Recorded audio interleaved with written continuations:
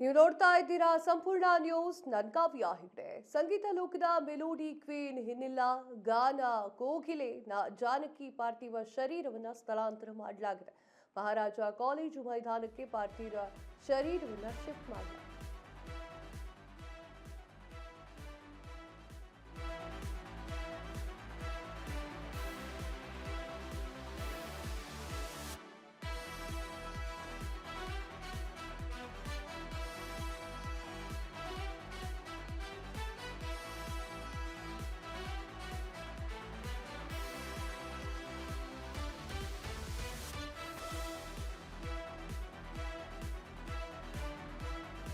Melody queen ಹಿನ್ನೆಲ್ಲ ಗಾನ ಕೋಗಿಲೆ ಜಾನಕಿ ಪಾರ್ಥಿವ ಶರೀರವನ್ನ ಸ್ಥಳಾಂತರ ಮಾಡಲಾಗ್ತಾ ಇದೆ.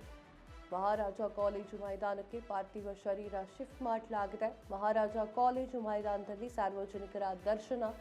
ಜಾನಕಮ್ಮನವರ ಪಾರ್ಥಿವ ಶರೀರವನ್ನ ಕಂಡು ಭಾವುಕರಾಗಿದ್ದಾರೆ. ಗಾನ ಸರಸ್ವತಿ ಅಂತಿಮ ದರ್ಶನ ಪಡೆದಂತಹ ಜಯಮಾಲಾ, ಅಂತಿಮ ದರ್ಶನ ಪಡೆದಂತಹ ಹಂಸಲೇಖ, ವಿಜಯ್ ಪ್ರಕಾಶ್ ಜಾನಕಿಯವರ ಪಾರ್ಥಿವ ಶರೀರವನ್ನ ಕಂಡು ವಿಜಯ್ ಭಾವುಕರಾಗಿದ್ದಾರೆ. ಜಾನಕಮ್ಮನವರ ಅಂತಿಮ ದರ್ಶನ ಪಡೆದಂತಹ ಗಣ್ಯರು. ಜಾನಕಮ್ಮ ಅವರ ಅಂತಿಮ ದರ್ಶನಕ್ಕೆ ಸಾಕಷ್ಟು ಜನ ಬರ್ತಾ ಇದ್ದಾರೆ. ತುಂಬಲಾರದ ನಷ್ಟ, ಗಾನ ಕೋಗಿಲೆ ಅಂತಲೇ ಪ್ರಸಿದ್ಧಿ ಹೊಂದಿರುವಂತಹ ಜಾನಕಮ್ಮ ಅವರು ಎಲ್ಲರನ್ನೂ ಕೂಡ ಬಿಟ್ಟು ಇಹಲೋಕವನ್ನ ತ್ಯಜಿಸಿದ್ದಾರೆ. ಭಾರತೀಯ ಚಿತ್ರರಂಗದ ದಿಗ್ಗಜ ಹಿನ್ನೆಲೆ ಗಾಯಕಿ ಎಸ್ ಜಾನಕಿಯವರ ಜೀವನ ಅತ್ಯಂತ ಭಾವನಾತ್ಮಕ ಒಂದು ಕ್ಷಣಗಳಲ್ಲಿ ಒಂದು ಸಾಕ್ಷಿಯಾಗಿತ್ತು. ಸುಮಾರು 65 ವರ್ಷಗಳ ಅದ್ಭುತ ಸಂಗೀತ ಪಯಣದ ಬಳಿಕ ಸಾರ್ವಜನಿಕರ ಗಾಯನಕ್ಕೆ ವಿದಾಯವನ್ನು ಹೇಳಿದಂತಹದ್ದು ನಿರ್ಧಾರ ಮಾಡಲಾಗಿತ್ತು. ಅವರು ಮೈಸೂರಿನಲ್ಲೇ ಇದನ್ನು ಘೋಷಣೆ ಮಾಡಿದರು. ನಾನಿನ್ನು ಮುಂದೆ ಸಾರ್ವಜನಿಕವಾಗಿ ಹಾಡುವುದಿಲ್ಲ ಅಂತ ಹೇಳಿ. ಇದೀಗ ಅವರು ಮೈಸೂರಿನಲ್ಲೇ ನಿಧನರಾಗಿರುವ ಹಿನ್ನೆಲೆಯಲ್ಲಿ 2017ರಲ್ಲಿ ನಡೆದಂತಹ ಒಂದು ವಿದಾಯ ಸಂಗೀತ ಕಾರ್ಯಕ್ರಮವನ್ನು ಅಭಿಮಾನಿಗಳು ಮತ್ತೆ ಮತ್ತೆ ನೆನಪು ಮಾಡಿಕೊಳ್ತಾ ಇರುವಂಥದ್ದು.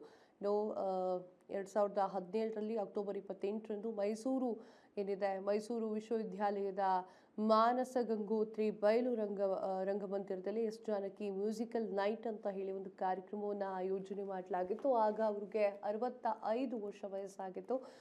ಇನ್ನು ಮುಂದೆ ನಾನು ಹಾಡುವುದಿಲ್ಲ ಅಂತ ಹೇಳ್ತಾ ಇದ್ರು. ಸಾವಿರಾರು ಸಂಗೀತ ಅಭಿಮಾನಿಗಳ ಸಮ್ಮುಖದಲ್ಲಿ ನಡೆದಂತಹ ಈ ಒಂದು ಕಾರ್ಯಕ್ರಮವೇ ಎಸ್ ಜಾನಕಿಯವರ ಸಾರ್ವಜನಿಕ ಗಾಯನದ ಕೊನೆಯ ವೇದಿಕೆಯಾಗಿತ್ತು ಅಂತಲೇ ಹೇಳಬಹುದು. ಈಗ ಅವರ ಪಾರ್ಥಿವ ಶರೀರವನ್ನು ಮಹಾರಾಜ ಕಾಲೇಜು ಮೈದಾನದಲ್ಲಿ ಸಾರ್ವಜನಿಕರ ದರ್ಶನಕ್ಕೆ ಅಂತ ಹೇಳಿ ಇಡಲಾಗಿದೆ. ಇನ್ನು ಜಾನಕಮ್ಮ ಅವರ ಪಾರ್ಥಿವ ಶರೀರವನ್ನು ಕಂಡು ಸಾಕಷ್ಟು ಜನರು ಕಣ್ಣೀರನ್ನು ಸುರಿಸಿರುವಂಥದ್ದು. ಅಂತಿಮ ದರ್ಶನವನ್ನು ಪಡೆದಂತಹ ಹಂಸಲೇಖ ಆಗಿರ್ಬೋದು, ಹಾಗೆ ವಿಜಯ್ ಪ್ರಕಾಶ್ ಅವರಾಗಿರಬಹುದು, ಹಾಗೆ ಇಳಿಯರಾಜು ಆಗಿರ್ಬೋದು, ಎಲ್ಲರೂ ಕೂಡ ಪಾರ್ಥಿವ ಶರೀರಕ್ಕೆ ನಮಸ್ಕಾರವನ್ನು ಮಾಡಿರುವಂಥದ್ದು. ನೀವು ನೋಡ್ತಾ ಇದ್ದೀರಾ, ಅಂತ್ಯ ಸಂಸ್ಕಾರಕ್ಕೆ ಸಾಕಷ್ಟು ಜನ ಸೇರ್ತಾ ಇದ್ದಾರೆ. ಅಂತಿಮ ನಮನವನ್ನು ಸಲ್ಲಿಕೆ ಮಾಡ್ತಾ ಇರುವಂತಹ ಚಿತ್ರರಂಗದ ದಿಗ್ಗಜರು. ಸಂಪೂರ್ಣ ನ್ಯೂಸ್, ಇದು ನೊಂದವರ ಧ್ವನಿ.